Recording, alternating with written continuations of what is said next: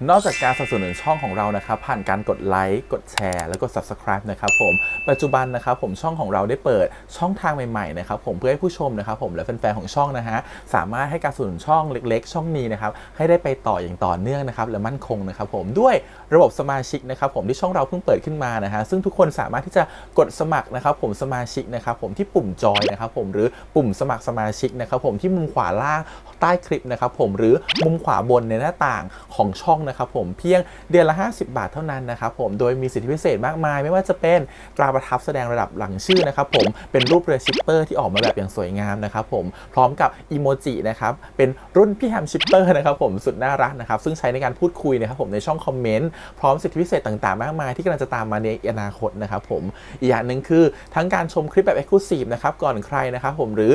โอกาสที่จะได้ทำกิจกรรมต่างๆร่วมกันในอนาคตนะครับผมก็สำหรับสมาชิกเท่านั้นนะครับผมที่เก็บสิทธิ์นี้เอาไว้ให้กับทุกๆท่านนะครับแต่หากระบบสมาชิกยังไม่หนำใจนะครับผมเรายังมีช่องทางอื่นให้สนับสนุนกันนะครับผมไม่ว่าจะเป็นระบบซุปเปอร์แตงนะครับผมซึ่งหากผู้ชมเนี่ยเจอสัญลักษณ์นะครับรูปหัวใจนะครับผมที่มีดอลลาร์ไซน์นะครับผมหรือสัญลักษณ์รูปเงินดอลลาร์อยู่เนี่ยข้างใต้คลิปใดคลิปหนึ่งเนี่ยสามารถที่จะคลิกนะครับผมเพื่อโดเนทนะครับผมแทนคำขอบคุณนะฮะเพื่อเป็นการสนับสนุนช่องได้นะครับหรือจะเป็นการโดเนทนะครับผ่านบัญชีธนาคารนะครับผมซึ่งได้ใส่รายละเอียดเอาไว้แล้วนะครับข้างใต้คลิปนี้นะครับผมเอาไว้ที่คำบรรยายใต้คลิปนอกจากนั้นนะครับผมเรายังได้เปิด Line Open Chat นะครับซึ่งชื่อว่า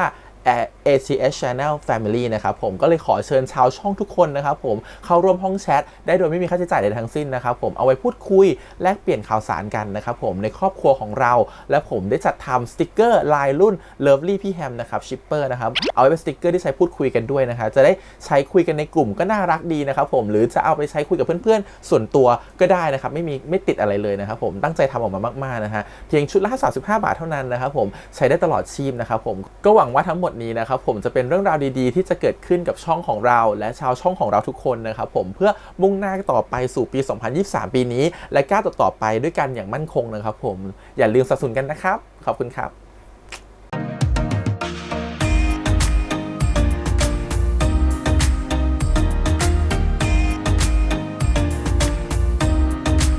สวัสดีครับยินดีต้อนรับเข้าสู่ช่อง ATS Channel นะครับผมวันนี้อยู่กับพี่แฮมนะครับกับการ reaction ซีรีส์เรื่องเฟื่องนครนะฮะ EP ที่5EP ที่แล้วเนี่ยเขาเหมือนบอกรักกันแล้วนะครับผมแต่ EP เนี่ยเขาจะเป็นแฟนกันหรือเปล่า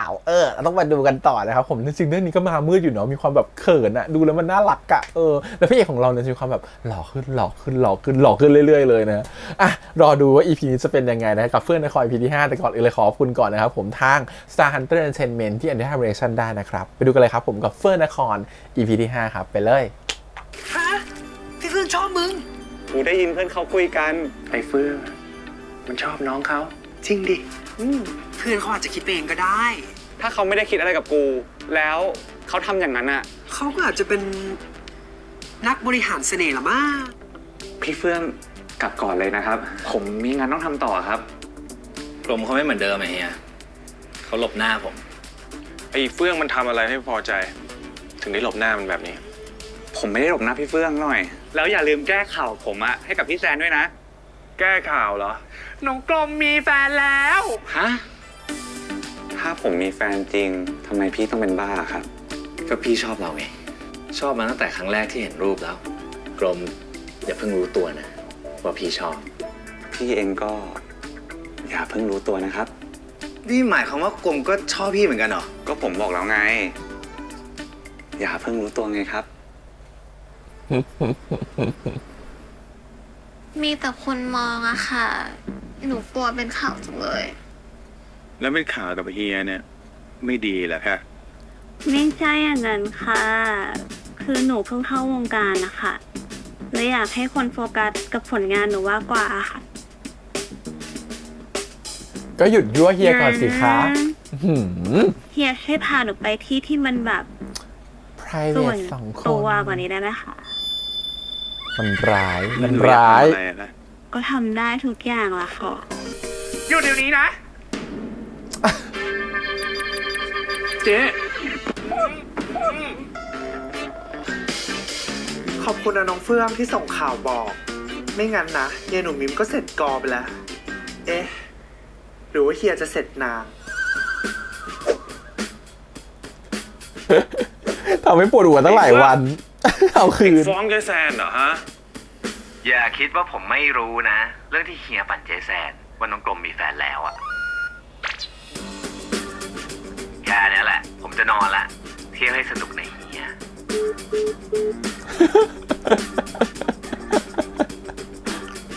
ได้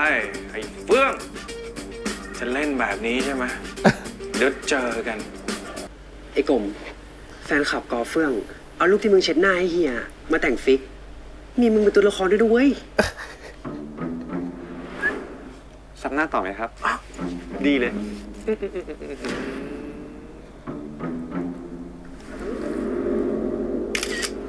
นี่ลูก เฮ้ย ใครแอบถ่าย เอ้ากูจะรู้ไหมอะแฮชแท็กสีหน้าแบบภรรยาหลวง ดูสีหน้าพี่เฟื่องดิ หึงหนักมาก วันนี้เฮียกอโดนเมียทำโทษแน่ เขารู้กันไหมวะ ว่าสองคนนี้ไม่ได้เป็นอะไรกัน รู้ดิ แต่เขาก็คงมีความสุขที่จะได้จิ้น หรือว่าอิเมจินนะมึง Imagine เนี่ย จริงดิ ไหน ขอดูด้วยดิอื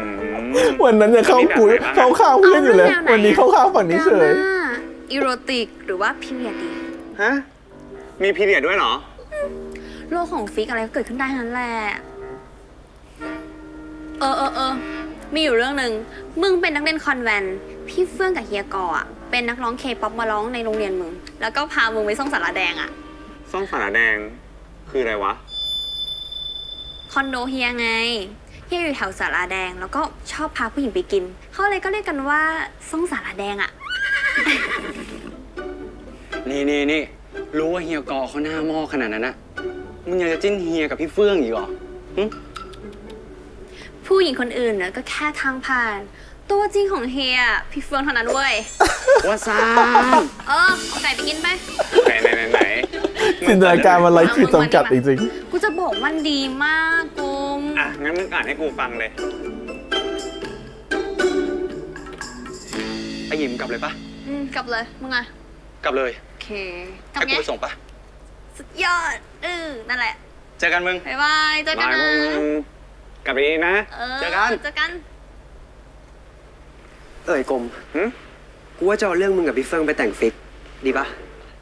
หรอ แล้วมึงจะแต่งว่าไงอ่ะ กูก็จะแต่งว่า มึงเป็นชูชกน้อยขี้มโน แอบคิดว่าพระอภัยมณีมีใจให้ ก็เลยไปขอพระอภัยเป่าปีแต่พระอภัยโกรธมาก ก็เลยเอาปีฟาดหน้ามึงอะเป็นไง แต่กูกลัวว่าเรื่องที่มึงแต่งอ่ะ มันจะเฟกอะดิ เฟก เพราะตอนเนี้ยพระอภัยเขาอะบอกชอบชูชกน้อยแล้วโว้ย จริงปะ อืม แล้วเขาบอกยังไงอะแล้วได้กันเลยปะ มึงนี่จ้องจะให้ได้กันอย่างเดียวเลยนะ ไม่อะ แต่เฮียกอบอกกูว่ามีความลับของพี่เฟื่องอะจะบอกกู เฮียบอกว่าความลับนี้อะอาจจะทำให้กูเลิกชอบเขาได้เลยนะเว้ย ความลับ ความลับอะไรวะ กูก็ไม่รู้เหมือนกัน ๆ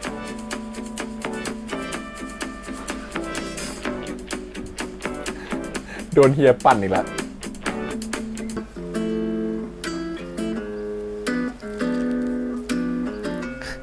อืม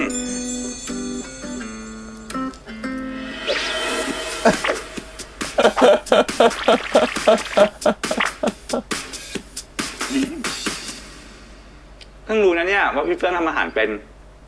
เป็นสิ แต่ไม่ค่อยมีเวลาทำอ่ะ ก็เลยต้องฝากท้องกับคนอื่นแทน แล้วซอสที่อยู่ในแซนด์วิชเนี่ย รสชาติเป็นยังไง พอดีหรือยัง อ้าว แล้วพี่ยังไม่ได้กินเหรอ พี่อ่ะคิดว่าจะเอามากินกับกรมคนละชิ้น แต่กรม อ้าว แล้วพี่ก็ไม่บอก ผมก็กินไปหมดเลยเนี่ย ไม่เป็นไร พี่เห็นกรมกินอร่อยขนาดนี้ พี่ก็สุขใจแล้ว อ่ะ ปากเลอะรอให้เช็ดอยู่ ปากเลอะรอให้เช็ดอยู่นิดนึงนะอ่ะซอสอร่อยไหมล่ะ ซอสอร่อยไหมล่ะ ได้คำตอบแล้วแหละ เออ ว่าซอสรสชาติเป็นไง หวานๆแหละ ตกใจเหรอ พี่จู่โจมอ่ะ เดี๋ยวก็ชิน มันหวานที่ไม่ใช่แปลว่ามัน ผม หวา ว่าจ่ายไป น ล้างดีกว่า แต่มันคือมัน เฮ้ยไม่ต้อง หวาน ล้างเอง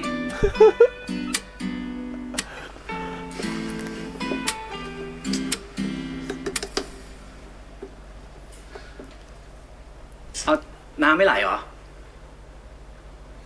ก๊อกน้ำมันเสีย พ่อบอกว่าจะซ่อมอ่ะ แต่ยังไม่ได้ซ่อมเลย ก็มีเครื่องมือไหมเดี๋ยวพี่ซ่อมเอง พี่ทำเป็นเหรอ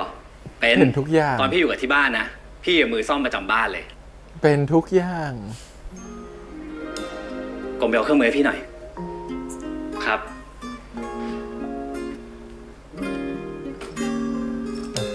จะมีเหงื่อไหลเยอะไหม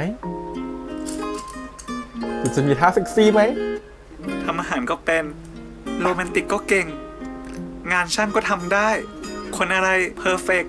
รอแป๊บหนึ่งนะ ครับ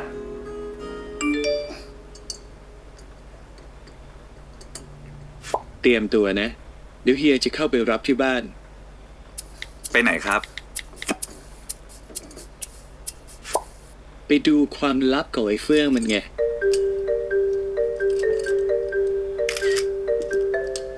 พี่เฟื่องอยู่กับผม มันทำอะไร ซ่อมก๊อกน้ำครับ ลองถามมันเล่นงานวันนี้ดิ มันจะไม่อยากให้ตัวมันไป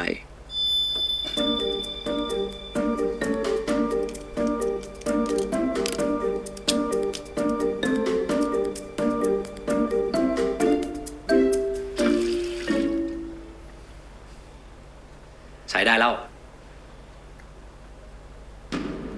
ฉันว่าแล้วเห็นไหมมันจะต้องมีเหงื่ออะไรทะลุออกมาให้เห็นซิกแพคอ่ะ เหนื่อยไหมครับ เหนื่อยเยอะเลย เนี่ยเหรอ น้ำมาสิ กระเด็นเต็มเลยฮะ เก่งมาก เดี๋ยวให้แม่ทำอะไรอร่อยๆให้กิน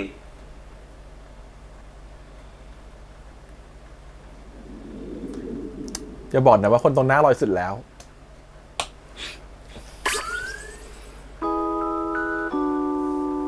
ไม่ต้องหรอก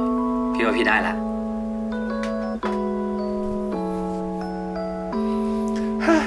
เออ แล้ววันนี้พี่มีงานปะ มีดิ เดี๋ยวก็ต้องไปแล้ว ให้ผมไปเป็นเพื่อนปะ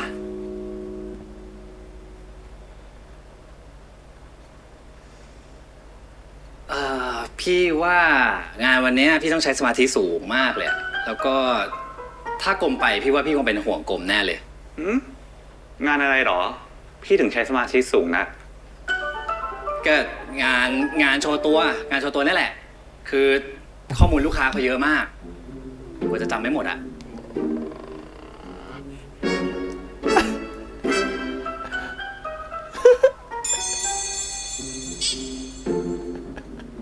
ยิ้มน่ารักเนาะ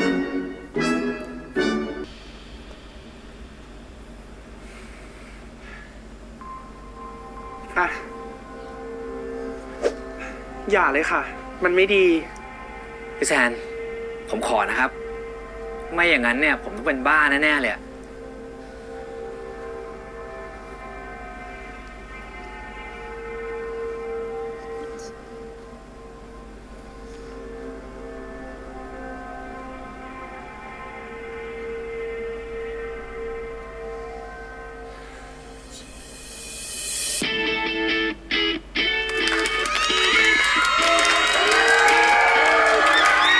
สวัสดีค่ะน้องๆ เป็นยังไงกันบ้างได้ข่าวว่าบางคนเนี่ยมารอกันตั้งแต่เช้าเลยแต่ห้างยังไม่เปิด แต่ว่าไม่ต้องแล้วเพราะว่าตอนนี้น้องเฟื่องนครของเรามาถึงแล้ว ใครอยากเจอน้องเฟื่องกันบ้างเอ่ย เฮียจะพาผมไปไหนครับ เดี๋ยวก็รู้ เสียงดังกว่านี้ได้ไหม เร็ว คะ จะเริ่มแล้ว โอ้โห ดังขนาดนี้น้องเฟื่องได้ยินละงั้นเราไปพบกับน้องเฟื่องนครกันเลยค่ะ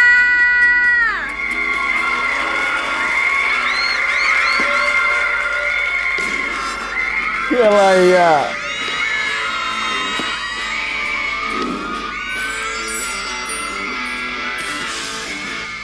สวัสดีค่ะน้องเฟื่อง สวัสดีครับ โหวันนี้หล่อมาเลยโหหล่อมาก หล่อจังเว้ย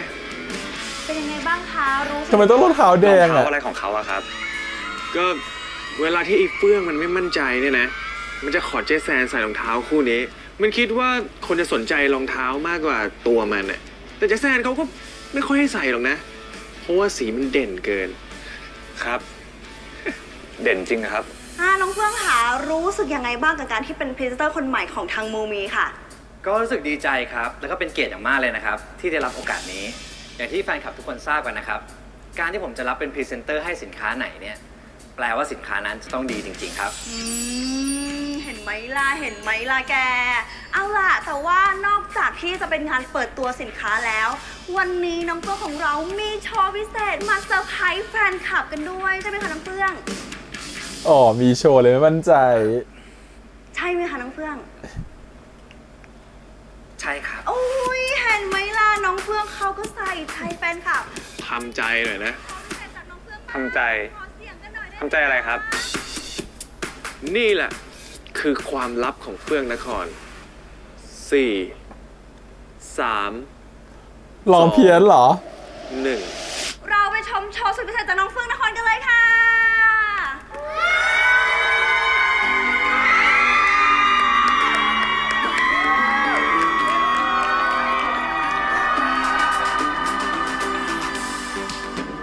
เฮียบอกว่าความลับนี้อะอาจจะทำให้กูเลิกชอบเขาได้เลยนะเว้ย งานวันนี้พี่ต้องใช้สมาธิสูงมากเลยอะแล้วก็ถ้ากลมไปพี่ว่าพี่คงเป็นห่วงกลมแน่เลย ทำใจไว้หน่อยนะ ไอ้เฟื่องเนี่ยมันไม่ใช่คนดีขนาดนั้น ผมขอนะครับ ไม่อย่างนั้นเนี่ยผมต้องเป็นบ้าแน่ๆเลยในครั้งนั้นที่ไม่เห็นใคร ตอนนั้นนะเธออยู่ไหนใจฉันเหมือน ลองเพี้ยนจริงด้วย มันเคว้งคว้างและเดินทางไกลตามปัญหาที่สุดท้าย แล้วทำไมยังต้องมาโชว์ล่ะรู้แฟนคลับก็รู้อยู่เหรอปะ ไม่รู้ว่าใครเจอใคร อยากครอบดู 1 2 3 4 หรือพลังความรักที่เราพบกัน คนเชี่ยอะไร ร้องเพลงเหมือนไม่เคยรู้จักดนตรีมาก่อนในชีวิต ไม่ลงเอยเช่นไรเธอคงเป็นปลายทางของใจ คงเป็นอย่างที่ใครๆพูดกัน สิ่งที่สมบูรณ์แบบไม่มีอยู่จริงบนโลก แต่คนที่มีหัวใจน่านับถือที่สุด ก็คือแฟนคลับของเขานี่แหละ ทุกคนรู้ดี ว่าเสียงเพลงน่าอนาจใจแค่ไหน แต่ก็ยังช่วยร้องตามกันอย่างเต็มที่ อยากให้เธอจำไว้ว่าฉันรักเธอ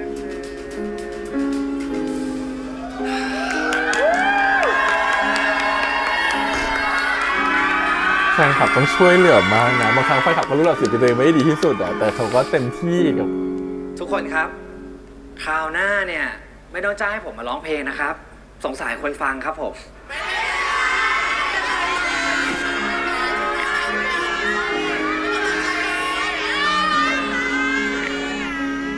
สุดยอดไปเลย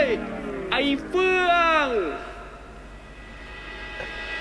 แฟนคลับกรี๊ดไปอีกแฟนคลับกรี๊ดไปอีก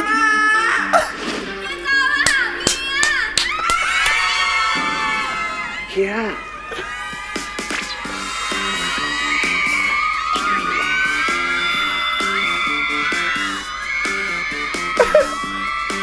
เฮีย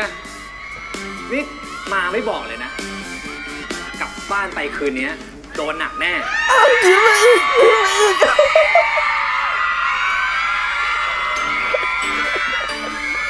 ขอเสียงกรี๊ดให้กับน้องเฟื่องนคร โอ้ย กครั้งหนึ่ง มือแก้ม เป็นฉันอยู่น้องกอล์ฟเพื่อนฉันก็กรี๊ดเอาดีๆเขามาเชียร์แฟนเขาเขามาเชียร์เฮียเขา เพราะมากๆเลยน้องเฟื่องขาก่อนที่เราจากกันไปน้องเฟื่องมีอะไรอยากจะบอกไหม ดู คะ คือคืนนี้เขาจะกลับไปเอาคืนด้วยเห็นไหม ยังไงก็ ฝากมูมีคุชชั่นด้วยนะครับ คุชชั่นตลับเขียว เข้าได้กับทุกเจน ปกปิดได้ทุกรอยครับ อุ้ยอย่าลืมกลับไปซื้อใช้กันเลยนะทุกคนนะบอกเลยของเขาดีจริง ผมก็นึกว่าพี่เฟื่องมีความลับอะไรน่ากลัว ตกใจหมด ไอ้เฟื่องเนี่ย มันเล่นเฮียก่อน มันเนี่ยนะ ไปฟ้องเรื่องเฮียกับมิมเนี่ยให้เจแซนรู้ เพราะอย่างนั้นเนี่ยก็ต้องโดนเฮียเอาคืนซะหน่อย และที่งานร้องเพลงวันเนี้ยมันรู้อยู่แล้ว ว่าถ้าร้องเพลงเนี่ยนะต้องโดนแอคทีฟแฟนเนี่ยจัดหนักจัดเต็มแน่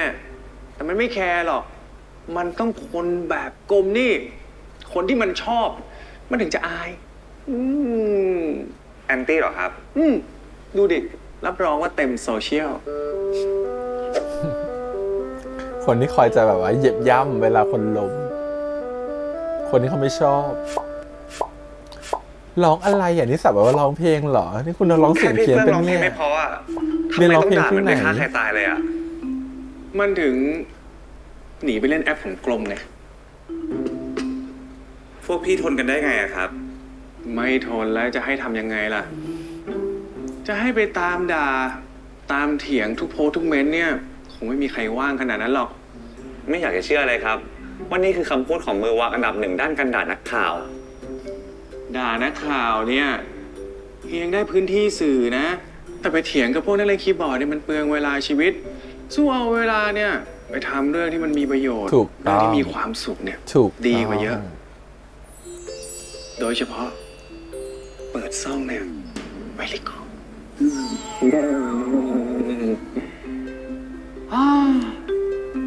จริงๆแล้วมันเป็นของแถมที่มากับอาชีพอะสมมุติว่าเราเป็นหมอ เราคงไม่อยากเห็นคนไข้ตายใช่ไหมล่ะ แต่เราคงหลีกหนีไม่ได้ สุดท้ายเราก็ต้องเจอมันอยู่ดี เหมือนกันแหละ เป็นดารา แต่ไม่อยากให้ใครเข้ามายุ่งกับเรื่องส่วนตัว ไม่อยากให้ใครด่า มันก็คงเป็นไปไม่ได้ มันเหมือนเป็นชุดกิฟต์เซตที่มาพร้อมกับอาชีพ สุดท้าย เราก็แค่ทำใจยอมรับมัน ถูกต้อง เนาะ ครับ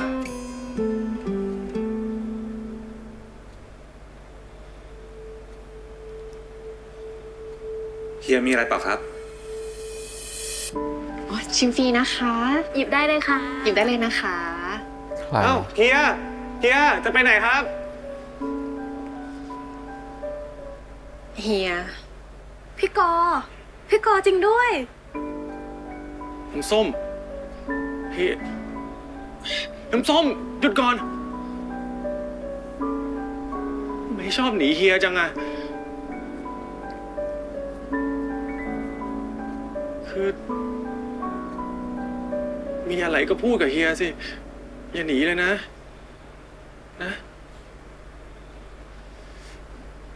นะคะ เพื่อนที่กรีดอยู่ก็คือก้มหน้าก้มตาทำงาน พ แล้ อ ว เธอเฮียอย่ามาทำลายชีวิตหนูอีกเลย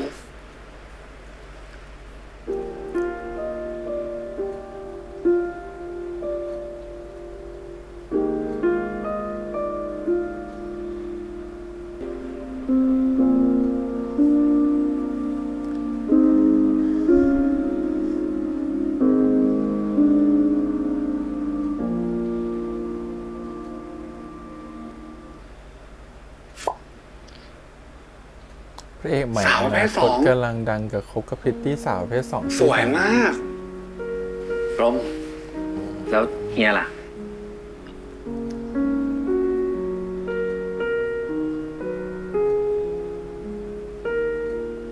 ได้สิ งั้นพี่รออยู่ตรงนี้นะโอเคจ้ะ พี่เฟื่องนัดใครไว้หรอครับ พี่เฟื่องสวัสดีค่ะ น้องสวยมาก เป็นยังไงล่ะ พี่บอกแล้วน้ำส้มหนีเฮียไม่พ้นหรอกนะ สักวันก็ต้องได้กลับมาเจอกัน นี่กลมๆไง ที่พี่เคยเล่าให้ฟังอะกลมนี่น้ำส้ม สวัสดีครับ สวัสดีค่ะ ตอนที่มีแฮชแท็กแบรนด์ไอดอลพี่เฟื่องอ่ะ หนูก็ว่าแล้วว่าน้องกรมอ่ะ ต้องไม่ใช่ทีมงานธรรมดาของพี่เฟื่องแน่ อันนี้น้ำส้มใกล้เสร็จงานหรือยังอะไปหาที่นั่งคุยกันไหม ๆ อย่าดีกว่า เดี๋ยวรูปหลุดอ่ะ หนูไม่อยากให้พี่กับเฮียมีปัญหากันนะงั้นหนูขอตัวก่อนนะ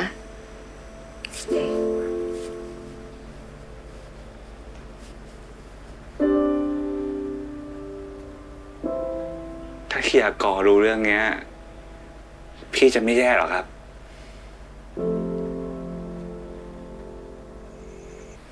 พี่อะเมมเบอร์น้ำส้มไว้แบบนี้ ใส่ชู ใช่ คนอย่างเฮียนะไม่ได้สนใจอะไรหรอก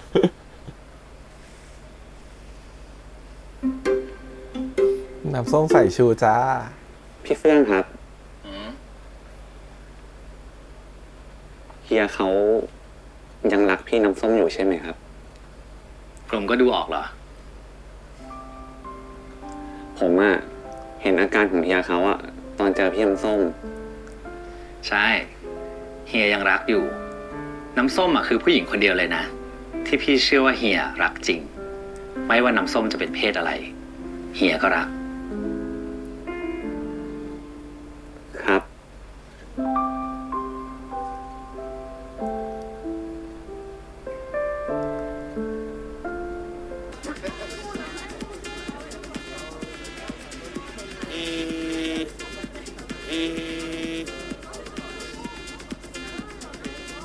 ฮัลโหลค่ะ ใช่ค่ะ น้ำส้มพูดค่ะ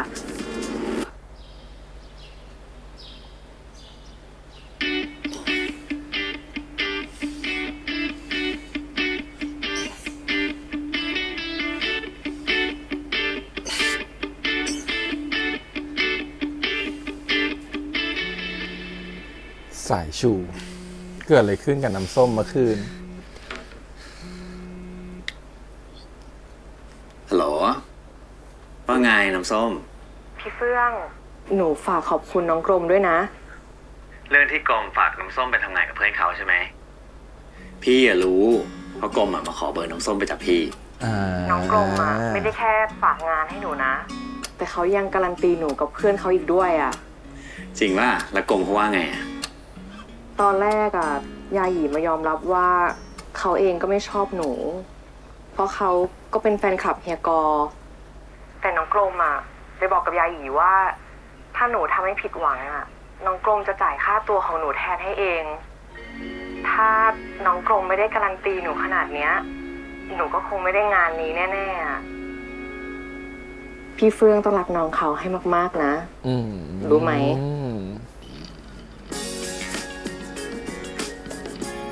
ครับ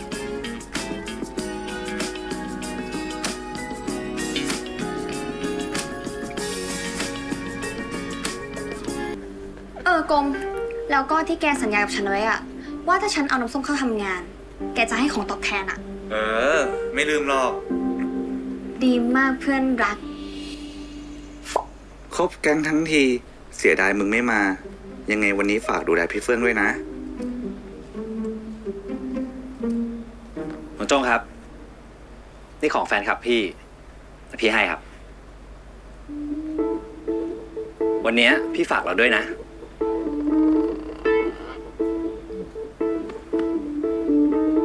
สู้ ครับมีอะไรดีกว่ามา ๆสีนี้ อ๋ออันนี้เลย ใช่ ไม่อยากเลยว่า แต่งตัวธรรมดามากอง ธรรมดาพอไหม โอ้ยเจ๊นี่มึงแต่งตัวอะไรของมึงเนี่ย อ๋อ ก็ตามที่พี่โจ้งบอกเลยฮะ ก็สบายๆนะครับพี่ อย่างนี้พี่โจ้งสอนผมถ่ายภาพได้หรือยังฮะ สภาพ ไม่ดีเหรอฮะ มันสบายไป พี่เฟื่อง แม่เอาแตงโมป่าแห้งมาฝาก โอ้โหน่ากินมาก นี่กำลังอยากกินอยู่พอดีเลย งั้นเดี๋ยวผมป้อน มาแปลกนะวันเนี้ย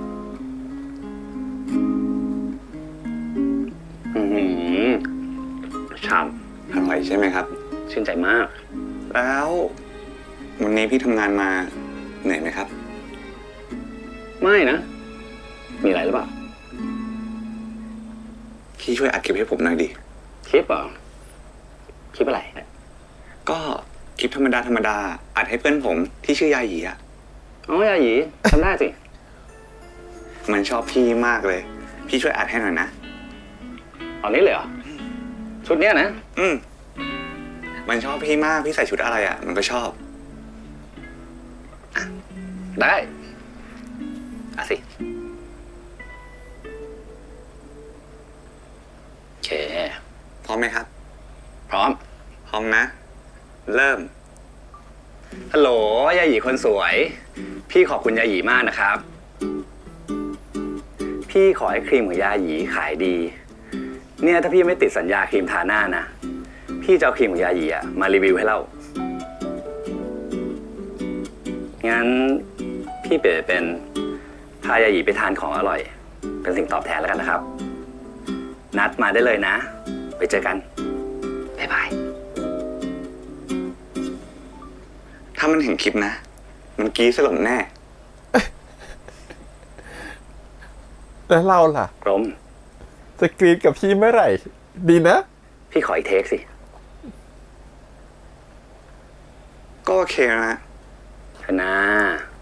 พี่ขออีกเทคนะครับ เรื่องอื่นละเนี่ยอันนี้เรื่องส่วนตัวแล้วเนี่ย มา อ่ะ มา พร้อมนะ เทคเนี้ยพี่ไม่ได้อัดให้ยาหยีนะ เทคนี้พี่อัดให้กรม รีบกดดับเลย อย่าเพิ่งกดปิดนะ ถ่ายไว้ รู้ทัน จะได้เก็บไว้เป็นหลักฐาน เผื่อวันไหนที่เรามีเรื่องไม่เข้าใจกัน หรือพี่เผลอไปทำกรมเสียใจอ่ะ ขอให้กรมเอาคลิปเนี้ยมาโชว์พี่ได้เลยนะ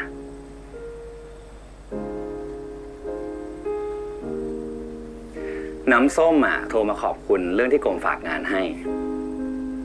ยิ่งนับวันอ่ะ พี่ยิ่งรู้สึกเลยว่า พี่คิดไม่ผิดจริงๆ ที่พี่ปล่อยให้หัวใจของพี่อ่ะรู้สึกดีกับกรม นับตั้งแต่วันนี้พี่จะยอมกรมทุกอย่าง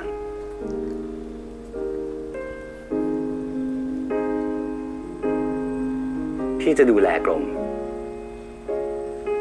พี่จะเป็นคนที่อะไรก็ได้สำหรับกรม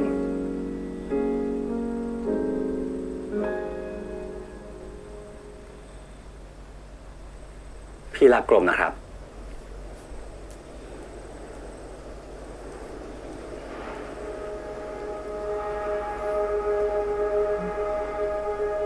คลิปนี้ยาว10 ชั่วโมงแหละ คงไม่ได้กดดับนะ นั่นแหละแล้วต่อจากเนี้ย พี่กำลังจะเข้าไปจูบกรม กรมจะเปิดคลิปไว้ หรือจะปิดคลิปก็แล้วแต่ พี่ไม่ติด ผมว่าผมปิดดีกว่า อัน เดี๋ยว นะ คลิปหลุด กลัวหลุ หลุ ด ดก็หลุดสิ ไม่เห็นเป็นไรเลย พี่จูบแฟนพี่ เดี๋ยวก่อน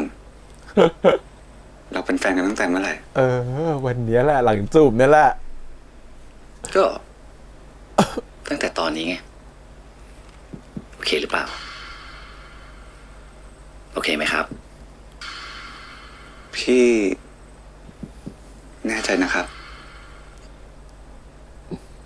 พี่เนี่ยแน่ใจมาตั้งแต่วันแรกที่เจอกรมแล้วครับ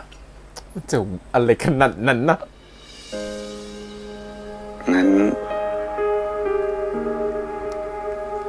ก็โอเคครับ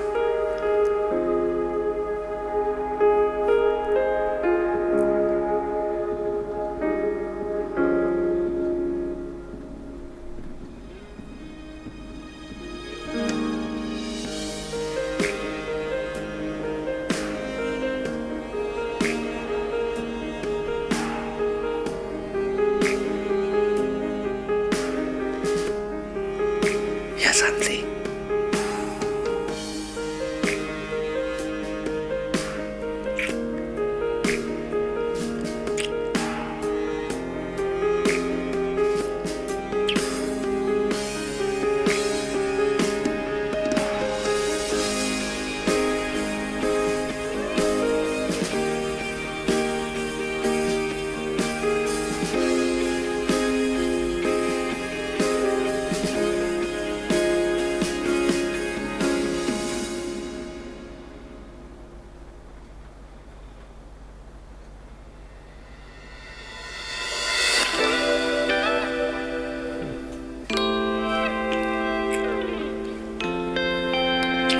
กลิ่นแตงโมปลาแห้ง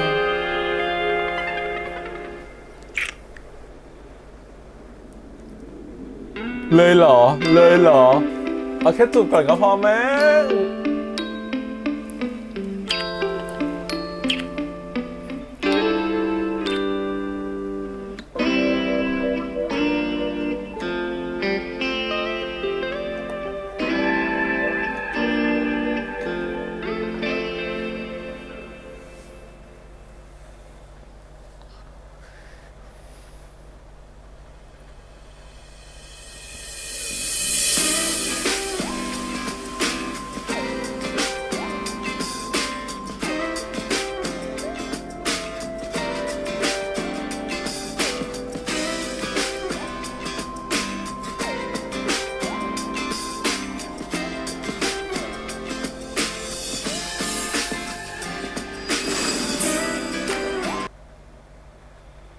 คิดถึงแฟนจัง ขอจุ๊บแฟนชาร์จพลังหน่อยสิครับนี่ถ้าพี่ร้องเพลงได้เหมือนเมื่อก่อนเนี่ยนะแม่อ้อยคงทำเพลงให้พี่ร้องทุกเดือนแน่เลย พี่เคยร้องเพลงได้ดีกว่านี้หรอครับ เห็นอย่างนี้เนี่ยแชมป์ร้องเพลงประจำโรงเรียนนะครับ น้องเขาน่ารักดีนะ ตอนแรกๆแค่ชอบนะ แต่ตอนเนี้ยรักเลย โอเคครับก็เป็นไปตามธรรมเนียมนะฮะโหซีรีส์12 ตอนเนาะ EP 5เรามาบอกรักกันเรียบร้อยแล้วเป็นแฟนกันเรียบร้อยแล้ว EP ผมก็ต้องหวานละมุนละไมอยู่ในทุกตอนมันก็ต้องแบบหวานไปสุดหวานฉ่ำแน่นอน EP 6นะฮะก็ต้องรอดูว่าจะเป็นยังไงความหวานนั้นนะฮะที่แน่ๆคือเขาเผยออกมาว่าจริงๆเขาเป็นคนร้องเพลงเพราะแต่ที่เขามาร้องเพลงร้องเพี้ยนเนี่ยมันเกิดจากปัญหาอะไรต้องไปแคะไปแกะไปเกานะครับว่าสุดท้ายแล้วปัญหาของพี่เฟื่องเขาเคยเจอปมด้อยหรือเคยเจอเรื่องอะไรมาก่อนที่เป็นเรื่องรู้สึกไม่ดีทำให้เขาไม่มั่นใจอีกเลยต้องมาใส่รองเท้าสีแดงคู่นั้นเพราะมันจะมีที่มาที่ไปแหละเพราะว่ารองเท้าสีแดงแล้วทำไมเขาต้องคู่นี้ใครให้มานะครับผมแล้วให้มาเพราะอะไรมันต้องมีเหตุของมันเรื่องมันยังไม่ได้เล่าเดี๋ยวคงต้องไปดูแหละว่าเพราะอะไรนะครับผมทำไมอะไรเป็นปัจจัยทำให้เขาร้องเพลงไม่ได้เหมือนแต่เดิมทีนี้พอมีแฟนแล้วมีความรักแล้วมันจะอินดีมันจะอินเนอร์ดีมันจะทำให้ร้องเพลงได้หรือเปล่าก็ต้องไปรอชมตรงนั้นก็คือสิ่งที่เขาเก็บเอาไว้ที่พอผ่านมา6 EP เราจะเห็นว่าตัวละครมันรักกันแล้วนะเพราะตัวละครมันรักกันแล้วมันคงจะต้องมีอีกหลายประเด็นแหละที่มันจะเกิดขึ้นในครึ่งเรื่องหลังก็จะเป็นที่พอจะเดาว่าเป็นไปได้ก็คือเรื่องเกี่ยวกับดราม่านะครับศิลปินเพราะว่าอย่าลืมว่าซีรีส์เรื่องนี้ค่อนข้างจะใส่เกี่ยวกับเรื่องของแฟนคลับเกี่ยวกับเรื่องของปฏิสัมพันธ์ระหว่างแฟนคลับศิลปินแล้วก็โลกของการเป็นติ่งโลกของการเป็นแฟนคลับโลกของการเป็นศิลปินในวงการนี้วงการวายวงการอะไรอย่างเงี้ยคือมันใส่อะไรอย่างเงี้ยลงไปเยอะมากๆในซีรีส์เรื่องนี้นะครับเพราะฉะนั้นคิดว่าเขาก็คงจะเอาซีรีส์เอาประเด็นพวกนี้มาเล่นทุกประเด็นแหละที่มันเคยเกิดเป็นดราม่ามาก่อนนะคงเอามาใช้ในซีรีส์เรื่องนี้เพราะฉะนั้นเรื่องที่มันไม่เกิดคือเรื่องอะไรเรื่องของการที่เมื่อคนทั้งหมดรู้ว่ากอเฟื่องไม่จริงเราว่าส่วนใหญ่คนเหมือนเรื่องพยายามจะเกิดอยู่แล้วว่ากอเฟื่องคนส่วนใหญ่ก็รู้แหละว่าไม่จริงแต่เขาขอแค่มีพื้นที่จินตนาการแต่ถ้าวันหนึ่งมันไม่เหลือพื้นที่จินตนาการแล้วถ้าวันหนึ่งตัวเราทั้งสองคนประกาศตัวเองว่ามีแฟนอย่างชัดเจนแล้วไม่เหลือพื้นที่จินตนาการแล้วมันจะเกิดอะไรขึ้นสิ่งที่ตัวของกรมบัท่าโดนเนี่ยมันจะโดนคล้ายๆกับที่ตัวของน้ำส้มโดนหรือเปล่ามันก็มีสิทธิ์นะครับเพราะน้ำส้มโดนเนี่ยก็คือเหมือนกับว่าอาจจะเพราะแฟนๆแอนตี้แฟนๆไม่ชอบสุดท้ายก็เลยโดนนะฮะว่าแบบหาเรื่องใส่ความทำเรื่องให้ดูไม่ดีทำภาพลักษณ์ให้ดูไม่ดีจนสุดท้ายเขาสมัครงานที่ไหนไม่ได้อีกเลยเพราะฉะนั้นความเป็นแฟนคลับหรือความเป็นคนที่เป็น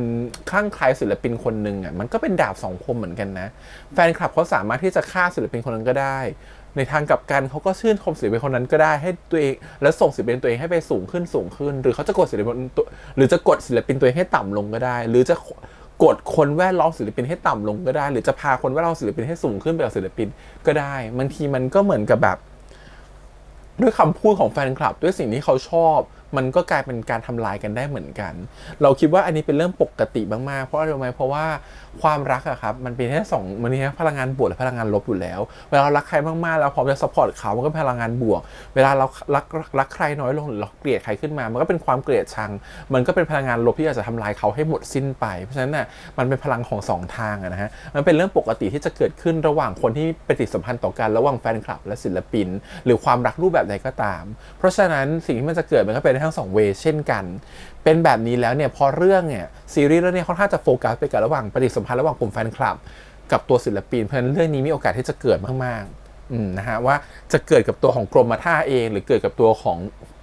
ตัวของเฟื่องนครเองต้องรอดูหรืออาจจะเกิดทั้งเฟื่องแล้วก็เกาะแล้วก็ตัวของกรดิตด้วยนั้นโดนกันหมดแน่นอนคิดว่าโดนกันทั่วหน้านั้นมีสิทธิ์ว่าจะช่วงหลังๆจะเป็นดราม่าที่หนักก็ได้นะครับผมเราเดาไม่ออกเลยแต่แม้ตัวละครจะบอกว่าฉันไม่อยากจะเสพดราม่าเพราะรู้ว่าการไปนั่งต่อล้อต่อเถียงกับทุกคอมเมนต์ไม่ใช่เรื่องที่มันแบบมีสาระหรือเรื่องที่เป็นประโยชน์สู้ไปทำอย่างอื่นที่ตัวเองมีความสุขดีกว่าอันนั้นก็ใช่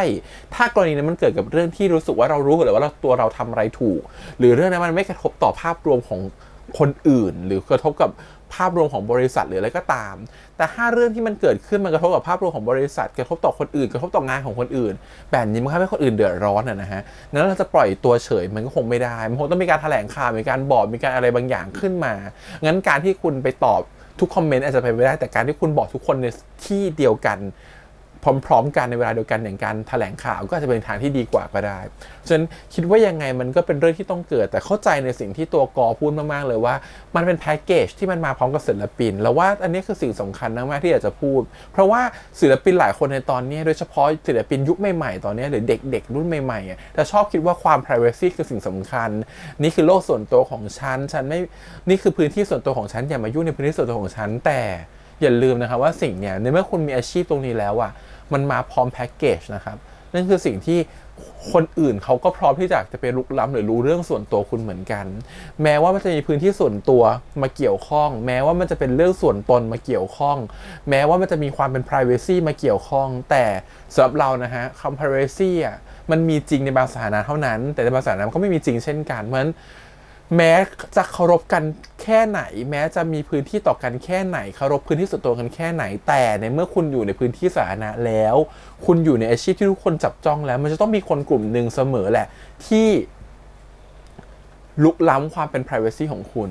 รู้สึกว่ามันเป็นเรื่องสัจธรรมของโลกนะฮะมีลาภมีเสื่อมลาภมียศมีเสื่อมยศนะครับมีติฉินมีนินทานะฮะผมมันมีชื่นชมมันก็มีนินทาเหมือนกันมันมีคนที่คอยจะแขวะมีคนที่จะคอยนินทาอยู่แล้วมีคนที่จะคอยเหยียบย่ำคุณอยู่แล้วไม่ว่าสถานการณ์ใดก็ตามเพราะฉะนั้นสิ่งที่มันจะเกิดก็คือว่าเมื่อคุณเป็นดารายิ่งคุณอยู่ที่แจ้งเท่าไหร่คุณไม่มีทางจะหลีกหนีเรื่องพวกนี้พ้นเลยแม้แต่สังคมเล็กๆอย่างพวกเราอ่ะเรายังมีโอกาสที่จะโดนคนอื่นนินทาได้เลยมีคนอื่นว่าได้เลยมีคนอื่นมายุ่งกับเรื่องส่วนตัวของเราได้เลยและในสังคมที่เป็นใหญ่กว่านั้นน่ะในมุมของการเป็นศิลปินดาราที่คนรู้จักคุณไปหมดเลยเป็นล้านๆคนน่ะมันเป็นไม่ได้หรอกครับที่คนทั้ง1 ล้านคนจะพร้อมใจกันที่ฉันจะรักษาพื้นที่ส่วนตัวให้กับคุณมันก็มีคนที่พร้อมจะลุกล้ำพื้นที่ส่วนตัวของคุณอยู่แล้วเพราะฉะนั้นต้องมองเป็นเรื่องปกตินะฮะแต่ไม่ได้สับสนให้คนทำแบบนั้นแต่การให้มองเป็นเรื่องปกติคือในเมื่อมันเกิดขึ้นแล้วในเมื่อมีคนมาลุกล้ำพื้นที่ส่วนตัวของคุณแล้วมันมีดราม่าบางอย่างเกิดขึ้นแล้ว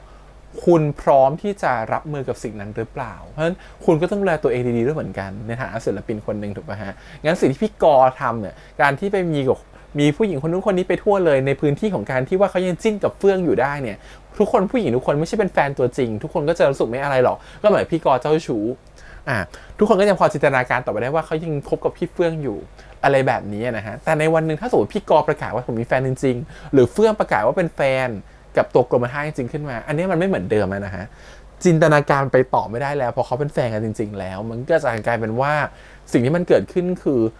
ไม่เราก็แฟนเรานั่นแหละที่จะสวยนะฮะ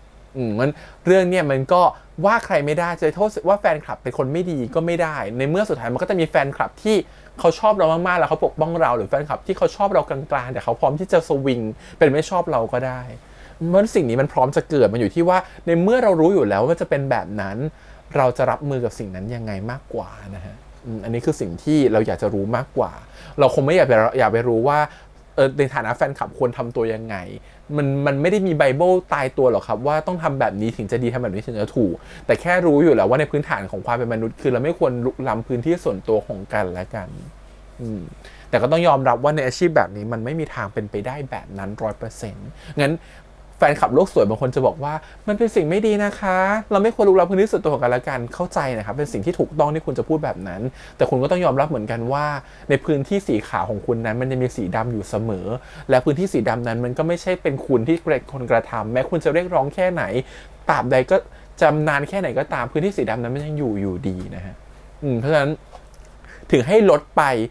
99% มันก็ยังเหลือ 1% เป็นพื้นที่สีดำให้คุณเกิดเรื่องที่คุณไม่คิดว่ามันจะเกิดหรือการที่บอกว่าไม่อยากให้ลุกล้ำพื้นที่ส่วนตัวมันก็ยังจะมีคนลุกล้ำอยู่ดี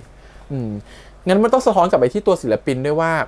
ตัวศิลปินน่ะนอกจากรับมือกับเรื่องแบบนี้แล้วอะตัวศิลปินจะพูดกับคนที่มาลุกล้ำพื้นที่ส่วนตัวของคุณว่าอย่างไรแล้วเราจะไม่ชอบมากในการที่ศิลปินจะพูดว่านี่เป็นพื้นที่ส่วนตัวของผมอย่ามายุ่งกับผมเรามีโลกของเราอย่ามาก้าวไก่เราจะทำอะไรก็เป็นเรื่องของเราไม่ชอบศิลปินแบบนี้เลยในเมื่อเวลาคุณได้ประโยชน์จากสิ่งที่คุณหาน่ะคุณก็ได้ประโยชน์จากคนที่คุณรักนะประโยชน์จากคนที่รักคุณคนที่ซัพพอร์ตคุณก็หาประโยชน์จากเขานะการที่คุณมีชื่อเสียงทุกวันนี้ได้ก็เพราะแฟนคลับการที่คุณมีเงินได้การที่คุณขายสินค้าได้การที่มีคนคอยซัพพอร์ตคุณก็เพราะแฟนคลับนะฮะการที่คุณจะมีชื่อเสียงหรือคุณรับงานได้อีกมากมายก็เพราะแฟนคลับยังสนับสนุนคุณอยู่ยังมีพื้นที่ให้คุณได้อยู่บนเวทีของวงการบันเทิงอยู่แล้วว่าคุณจะไปที่ไหนแฟนคลับเขายังตามคุณไปมีภาพให้คุณลองคิดดูนะคะถ้าคุณไม่มีแฟนคลับแบบคุณไปออกงานที่ไหนก็ตามแล้วไม่มีแฟนคลับเลยเป็นศูนย์น่ะใครจะจ้างงานคุณถ้าคุณไปออกงานที่ไหนแล้วเขาจ้างคุณไปเพราะเขาหวังว่าคุณจะเป็นหน้าตาของสินค้านั้นถ้าคุณไม่มีชื่อเสียงจากแฟนคลับที่ซัพพอร์ตคุณไม่มีชื่อเสียงจากการที่ว่าคนซื้อของสินค้าตามคุณเพราะรักคุณใครจะจ้างคุณมันบางครั้งศิลปินอาจจะต้องตระหนักตัวนี้เหมือนกันนะว่าความรักที่แฟนคลับมีให้มันก็เป็นพลังในการที่ทำให้คุณมีทุกวันนี้เช่นกันเพราะฉะนั้นการที่คุณทำอะไรก็ควรจะเคารพการตัดสินใจของคนหมู่มากเช่นกันอาจจะต้องไม่ต้องมาถามแฟนคลับหรอกว่าฉันจะมีแฟนดีไหมหรือจะทำอะไรแบบนี้ถูกต้องไหมคงไม่ต้องถามทุกอย่างแต่มันก็ควรจะต้องมีสิ่งที่เตือนตนเองอยู่ตลอดเวลาว่าการที่เราทำแบบนี้ไปมันกระทบต่อความรู้สึกของคนส่วนใหญ่ที่ชอบคุณหรือเปล่าถ้ามันกระทบในเรื่องที่มันด้านลบมากเช่นทุกคนคาดหวังว่าคุณจะไม่มีแฟนทุกคนคาดหวังว่าคุณจะคบกับเป็นคู่จิ้นเดี่ยวคนนี้ยิ่งเป็นคู่จิ้นยิ่งลำบากนะฮะศิลปินโดดๆยังง่ายกว่าการมีคู่จิ้นพอเป็นคู่จิ้นยิ่งลำบากขึ้นไปอีกแต่เมื่อมันเป็นแบบนั้นแล้วคุณอยากมีแฟนคุณอยากมีความรักคุณควรจะรู้ว่าคุณควรทำตัวแบบไหนในสถานะแบบไหนอาจจะต้องแบบคบกันแบบไม่เปิดตัวไหมยังต้องเก็บความลับไว้ไหมหรือต้องรอเวลาที่เหมาะสมก่อนถึงจะเปิดตัวได้ทุกอย่างมันมีเวลาเพราะมันมีพื้นที่ของการให้เกียรติซึ่งกันและกันนะฮะเราเรียกแบบนั้นดีกว่าถ้าสมมติศิลปินเลิกให้เกียรติแฟนคลับเมื่อไหร่แฟนคลับก็พร้อมที่จะเลิกให้เกียรติศิลปินเหมือนกันนะฮะงั้นคุณจะมาว่าไม่ได้ว่าใครทำไม่ถูกในเมื่อมันเริ่มต้นได้ในทางที่ดีกว่าแต่คุณไม่เลือกเองเรารู้สึกว่าสิ่งนี้เป็นสิ่งที่มันจะเกิดขึ้นได้แล้วเรื่องนี้อาจจะขยี้ดราม่าแบบนี้ออกมาเต็มไปหมดเลยใน EP ต่อไปอย่างหนึ่งที่ชอบคือการที่เหมือนกับว่าตัวของกรมท่าเข้าใจความเป็นน้ำส้มแล้วก็เห็นใจเพราะมันอาจจะเป็นสิ่งที่ตัวเขากำลังจะเป็นแฟนรู้สึกดีกับคนที่เป็นศิลปินเหมือนกันก็ได้แล้วก็กำลังเป็นแฟนกันอย่างเงี้ยบางทีมันก็มีความเห็นใจต่อกันแล้วเขาก็น่าสงสารเนาะในเมื่อเขาเป็นคนดีต้องดูแลที่บ้านแต่อยู่ดีกลับมาถูกทำร้ายโดยการที่มีเสียงคนมาบอกเขาว่าเขาเป็นคนไม่ดีบางทีมันแบบนี้มันก็ยากเหมือนกันเลยยิ่งเป็นแบบเขาไปเกี่ยวข้องกับศิลปินเบอร์ใหญ่ดาราเบอร์ใหญ่ที่คนอื่นพร้อมจะจับจ้องเวลาเขาถูกมองไม่ดีทั้งที่เขาเป็นคนธรรมดามันถูกมองไม่ดีไปด้วยพร้อมๆกันมันแย่นะฮะมันอาจจะกระทบต่อชื่อเสียงวงตระกูลกระทบต่อพ่อแม่กระทบต่อความรู้สึกของคนอื่นๆรอบตัวโดยที่คนที่พูดคนที่ด่าเขาบางทีพูดแล้วจบเลยแล้วหายเลยนะแต่จริงๆสิ่งที่คุณพูดออกไปหรือสิ่งที่มันกระทบกับคนอื่นมันกลับเป็นบาดแผลช้ำลึกให้กับความสัมพันธ์ของเขาหรือเป็นบาดแผลช้ำลึกให้กับการดำเนินชีวิตของเขาก็ได้มันมีหลายคนมากๆที่เราเห็นนะในวงการบันเทิงเห็นไหมฮะที่อยู่ดีโดนข่าวเสียๆทั้งที่ยังไม่มีการพิสูจน์ความจริงเลยว่าจริงผิดจริงหรือไม่ผิดจริงแต่โดนทำร้ายไปแล้วโดนกล่าวเสียไปแล้วนะฮะสุดท้ายศิลปินคนนั้นอาจจะดับไปเลยแล้วไม่ดังอีกเลยก็ได้นะแล้วพอวันที่เขาพิสูจน์ตัวเองแล้วว่าเขาเป็นคนถูกเขาไม่ใช่เป็นคนผิดมันก็ไม่มีใครออกมาขอโทษเขาหรอกครับว่าสิ่งที่กล่าวหาไปก่อนนั้นเป็นเรื่องขอโทษนะทุกอย่างมันเป็นดราม่าพอมันเกิดขึ้นครั้งหนึ่งแล้วมันก็ถูกปล่อยเลยแล้วก็จบผ่านไปเรียบร้อยแล้วคนก็ไม่มาสนใจข่าวนี้อีกแล้วแต่กลายเป็นว่าชีวิตของคนคนหนึ่งมันดับไปเรียบร้อยแล้วอันนี้คือความน่ากลัวนะคะของวงการบันเทิงและอาจจะไม่ใช่แค่วงการบันเทิงอาจจะเป็นวงการอื่นด้วยก็ได้นะฮะแต่วงการบันเทิงจะเห็นได้ชัดที่สุดเพราะฉะนั้นเนี่ยอันนี้คือสิ่งที่ซีรีส์เพลจะบอกแหละว่าการที่คุณจะไปกล่าวหาใครหรือทำร้ายใครหรือพูดถึงใครไม่ดีบางทีคุณต้องกลับมาทบทวนก่อนนะว่าสิ่งที่คุณพูดมันควรพูดหรือเปล่าคำพูดเราเป็นนายนะครับพูดออกไปแล้วมันเป็นนายเรามันมีอำนาจในการควบคุมหลายๆอย่างได้มีอำนาจในการทำอะไรหลายอย่างได้มากกว่าที่เราคิดไว้เพราะฉะนั้นการจะพูดออกไปมันต้องคิดก่อนพูดนะโอเคส่วนเรื่องความรักนะครับผม2คนมันไม่ได้หวานมากขนาดนั้นเพราะ EP เนี่ยมันถูกเกริ่นไปด้วยการที่เคียกอเขาต้องการจะใส่ร้ายหรือแกล้งนะครับตัวเฟื่องนครอยู่แล้ว ในการขยี้ไปที่ปมด้อยของการร้องเพลงไม่เพราะซึ่งก็เปิดท็อปิกหรือคำถามใหม่ในเรื่องของการร้องเพลงนี้พูดไปแล้ว แต่เรื่องความหวานมันมาในช่วงนาทีสุดท้ายในช่วงท้ายๆนะฮะที่แบบโอ้เริ่มรู้สึกชอบเขาแล้วเขาทำเก่งจังเลยนะฮะไม่ว่าจะเป็นงานบ้านงานสวนงานอะไรต่างๆนะคะดูแลดีเป็นคนใส่ใจคนแบบนี้ฮะจะไม่รักได้ยังไงถูกปะสุดท้ายก็อ่ะเป็นแฟนก็แฟนตกลงก็ได้ก็เลยจูบกันซะเลยตอนจบยิ่งดูก็ยิ่งชอบเรื่องนี้นะครับน่าเอ็นดูเรื่องให้พูดเยอะด้วยนะครับผมแล้วก็มีเรื่องให้แบบแซวเยอะเวลาตอนดูเนาะมีความแบบแอลว่าแบบอะไรยังไงตกลงยังไงเหมือนดาวทางซีรีส์ไปพร้อมๆกันนะคิดว่าคนดูคงชอบเหมือนกันโอเคขอบคุณอีกครั้งเดี๋ยวไว้เจอกันใหม่สัปดาห์หน้าวันนี้ประมาณนี้นะครับขอบคุณทุกคนที่มาติดตามกันด้วยฝากกดไลค์กดแชร์กด subscribe แต่ได้เสียงทาง YouTube Instagram Twitter แล้วก็ Facebook วันนี้พี่แอมไปก่อนนะครับบ๊ายบาย